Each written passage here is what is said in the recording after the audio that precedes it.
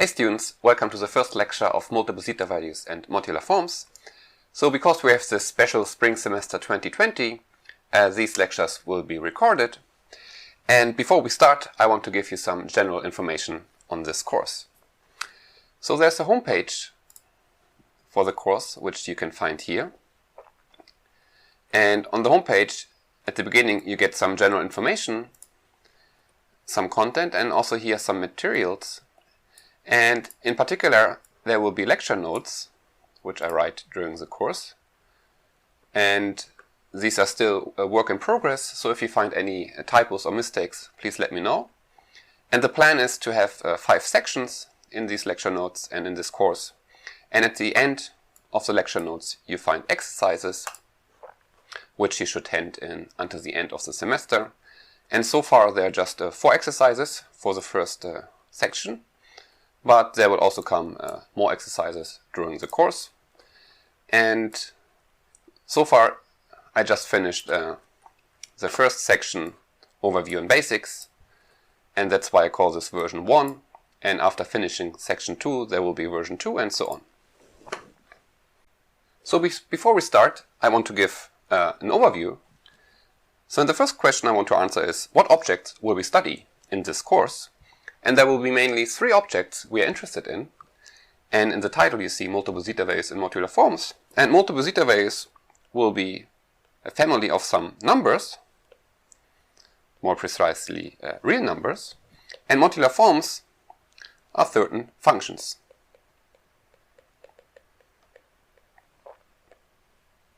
And in our case, this function will be a holomorphic function in the complex upper half plane. But there's also a third object we will be studying, which are Q-series. Q-series. Oops. With rational coefficients. And we want to understand the interaction of these 3 things. So we will start with the Riemann zeta value, which is a real number. And the first connection we see of this real number to modular forms, so let me write here, so here the function we are interested in are modular forms. And one example for modular forms are so-called Eisenstein series, so which will be denoted by gk. So this will be a function in some variable tau, so and tau is an element in the upper half plane. And they have a Fourier expansion, which have a constant term which is given by this Riemann zeta value, which I didn't define yet, plus some Q-series. So this is the Fourier expansion of the Eisenstein series, and this Q is here e to the 2 pi I tau. So here we see one connection, namely from here to here, we can just go by considering the constant term, meaning q equals to 0. But also we see that there's a connection between these modular forms and Q-series, because here this Fourier expansion is an example of a Q-series. Well, in this case, these coefficients are not rational, but we will divide out the power of pi and then they become rational. And here we will study some objects which we denote by small gk, which is basically exactly this guy here. And we will see that we can also obtain multiple zeta values, or the zeta values here, by sending q to 1. So here what we will study are so-called q analogs of multiple zeta values. And of course what I didn't write down here yet is what we will study are multiple zeta values, which can be seen as a multiple version of these Riemann zeta values, and which we will denote by mzv. And right now this picture shouldn't make sense for you, I just want to give you an overview, and what I want to explain in the first chapter is this interaction of these 3 objects. So more precisely, this is an overview of the lecture notes and also of the course, so there will be 5 parts in this course. And the first part will be an overview and some basics. So in this video, we will start with the Riemann zeta value, with the Riemann zeta function, and then we will define multiple zeta values.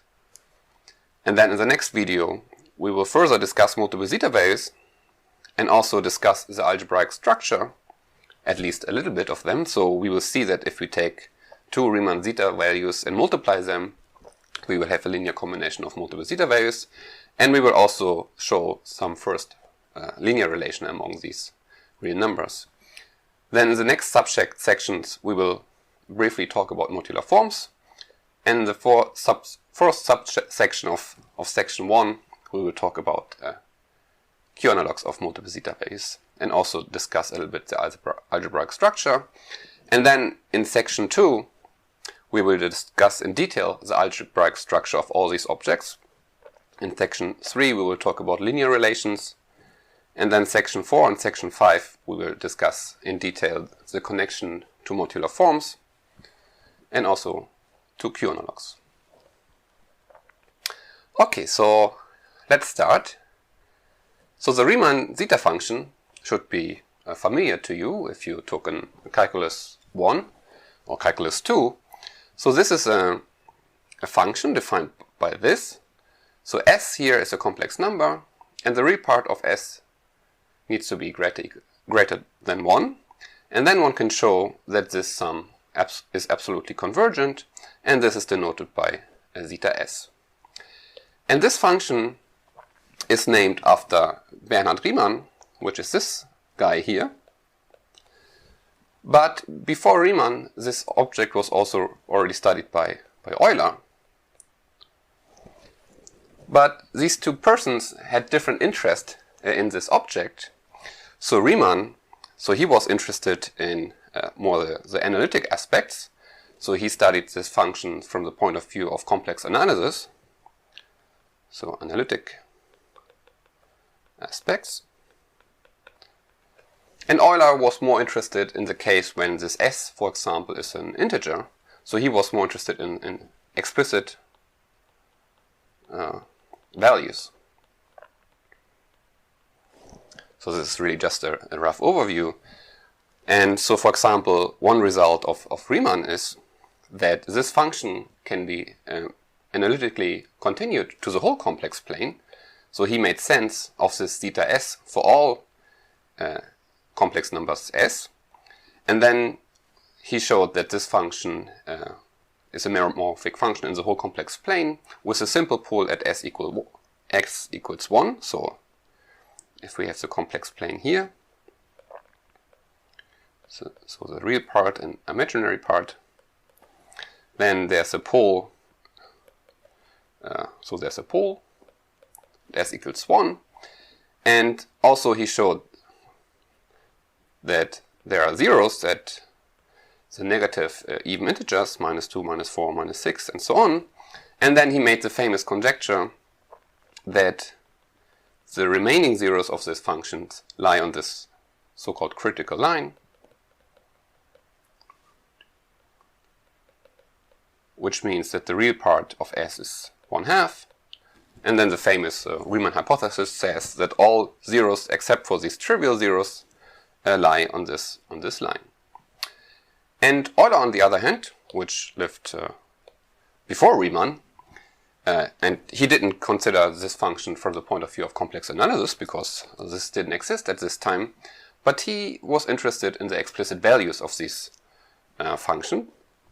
So, for example, he considered the value zeta 2, which by definition is this. So it's 1/1 plus 1/2 squared plus 1/3 squared, and so on. And he showed this famous formula that this equals pi squared over 6. And in this course, we will also be more interested in the point of view of Euler. So we will be interested in the values of this function and also in the values of its multiple version. So that's why this course is called multiple zeta values and not multiple zeta functions. But in the lecture notes, if you are more like a Riemann type person and you are interested in the analytic aspects, Then I give you some references in the lecture notes where you can find the analytic point of view of multiple zeta functions. And since we are in Nagoya, maybe one stupid comment. So here you can see the graph of the Riemann zeta function, where here you have the real part and here the imaginary part, and here you can see the pole at s equals 1, and the critical line is somewhere here, and here you can see the first 0, which is, I think, at around imaginary part 14 point something. And this pole, if you plot it like this, so this is a plot of the absolute value of the zeta s, you can also find this pole in front of the station of Nagoya. So this formula here by Euler, the explicit evaluation of zeta 2, he did it for all even numbers s. And this is the first proposition by Euler that if I have an even number, 2m, an even integer, then the value of the zeta function is given by this rational number, where this b2m is a Bernoulli number defined by this generating series here, then some factorial here, times a power of pi. So some examples. So we saw already before that zeta 2 is just pi squared over 6. Then you can show that if you use this formula, zeta 4 is pi to the 4th power divided by 90. And so on. You have these explicit values for the zeta value for even integers. And I want to sketch the proof. So every time here in the videos I maybe just sketch proofs, and if you want to go into detail you just can have a look at in the lecture notes. So let me make this smaller here.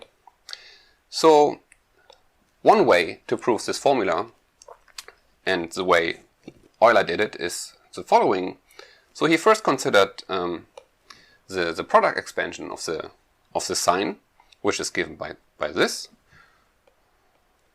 And from this, if you take the logarithmic derivative, so you take the logarithm of this, and you take the derivative, then you see that this product becomes the sum, and this here becomes just the cotangent, and what you get is the partial fraction expansion of the cotangent. And then, to prove this formula, you evaluate this in two different ways. So one way, so the cotangent is just the cosine divided by the sine, and the cosine and the sine can be written as some exponential. So what you get is that this side here can be evaluated like this. So here you just use the definition of the sine and cosine given by these fractions of exponential functions. And then you see, if you look at the definition of the Bernoulli numbers, then you can find it here. So you can evaluate this, and what you get is just this. So this just comes by using the definition of Bernoulli numbers. And then on the other hand, this side here, if you use a geometric series and working this out carefully, you can see that these two guys become just the zeta value, so you got it 2 times here, and then you get this equation, and by comparing the coefficients of x, you get this equality here. Okay, so now we saw that the even zeta values are just rational multiples of powers of pi, and this funny guy here, so this is Lindemann, he showed that pi is transcendental.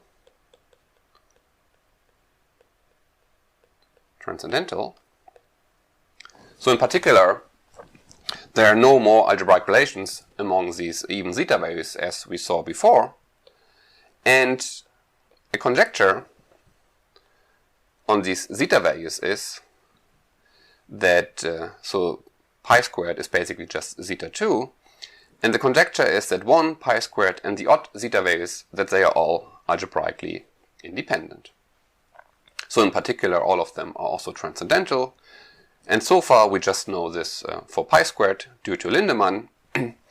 But for these odd zeta values, we don't have a nice formula like this by Euler. And we don't expect that they are given by powers or rational multiples powers of pi. But we have this conjecture that they are all algebraically independent. And the only thing we know so far for these odd zeta values are summarized in this theorem here. So one famous result by Abri is that zeta 3 is irrational. So it's a small step. I mean, we even expect that it's transcendental. But the only thing we know about zeta 3 is that it's not a rational number. And this is due to Abri 50 years ago. And then we have this statement here, that if we take the Q vector space spanned by the first m plus 1 odd zeta values, or the first m zeta values and 1, then the dimension of this vector space we can give a lower bound. And since this logarithm here goes to infinity, if m goes to infinity, we get a lower bound which gets larger for this dimension. And this means that infinitely many of these odd zeta values need to be irrational. And then there's an even more precise version of this for the first 4 unknown odd zeta values, which is due to Sudelin, which states that one of these values, zeta 5, 7, 9, and 11, is not, at least one of them is not irrational. Of course, we expect all of them are not rational. And you should notice that number 3 doesn't follow from number 2, because in the case when m is 5, this lower bound is too small to get this statement here.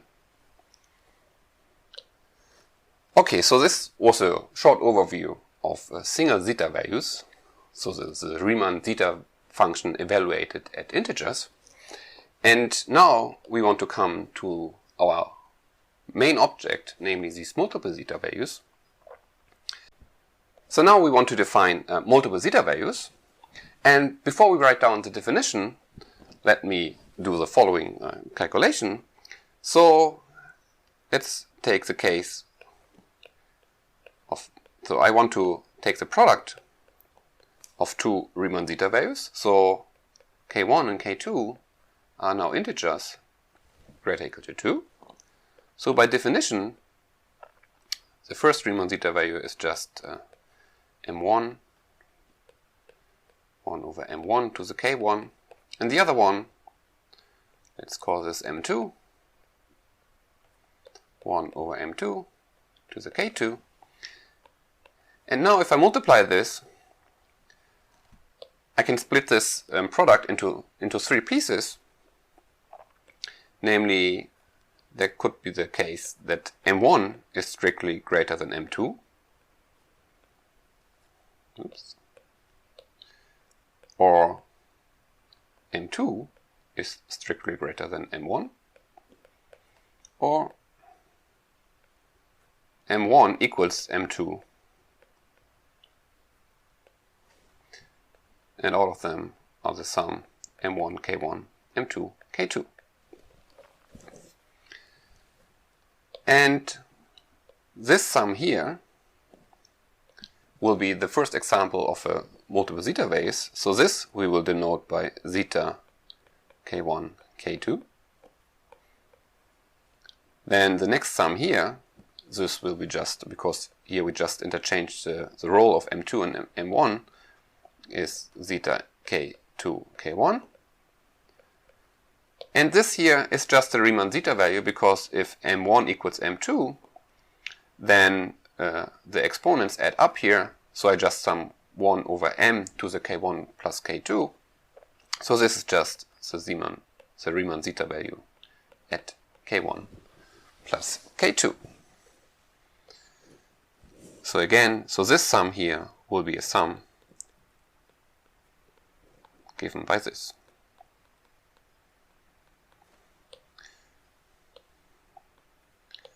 And this is an example for a multiple zeta value.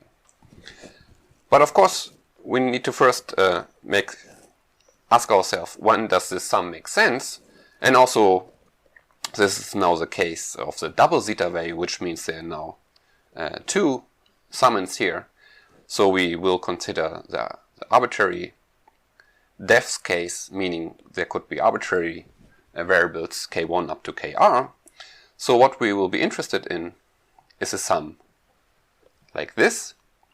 And we first want to ask ourselves, when does this sum make sense? So in other words, when is this sum convergent, for which case? And the statement is that this sum here is absolutely convergent.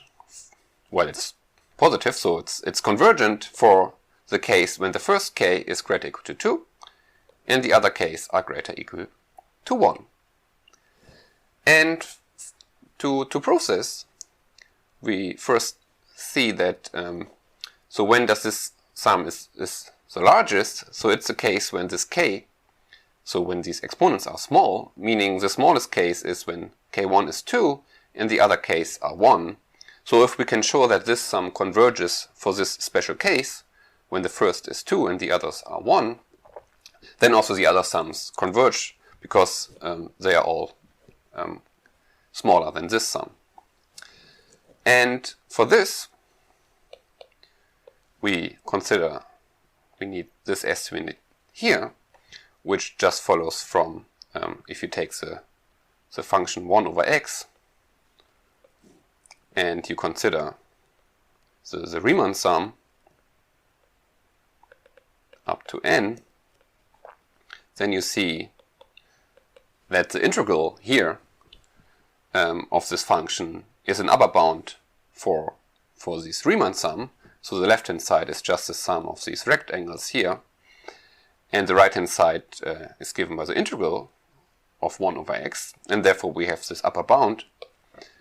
And with this we can do the following. So this is the sum we want to check if it's convergent, and where this is just rewritten, so these sums are the same, because here the inner sum is bounded by m.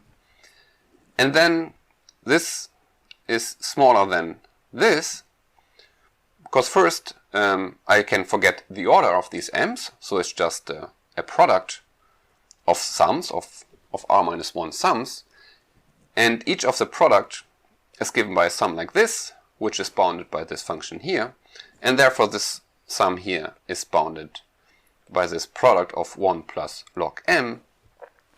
But then we know that the logarithm grows slower than any positive power of m. So for example, if I take the 1/2 power, so the square root of m, then this function here slows slower than the square root of m, meaning for small m large enough, the left hand side here will always be smaller than the square root of m, and therefore this sum here, the tail of this sum, can be bounded by the square root of m, and then so this is smaller than, so we can estimate this by m to the power 1/2, but then we have basically what we get as a bound is zeta of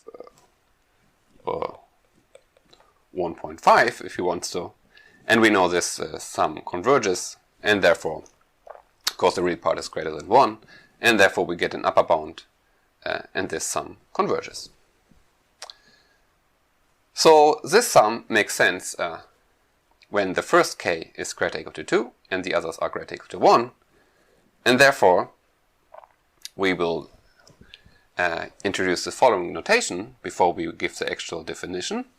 So in this course, by a boldface k, we always denote an index, meaning just a collection of are integers, and these integers are always greater or equal to 1, and this is called an index. And if the length of this index is 0, then we just say, we write it like this, so this is the empty index.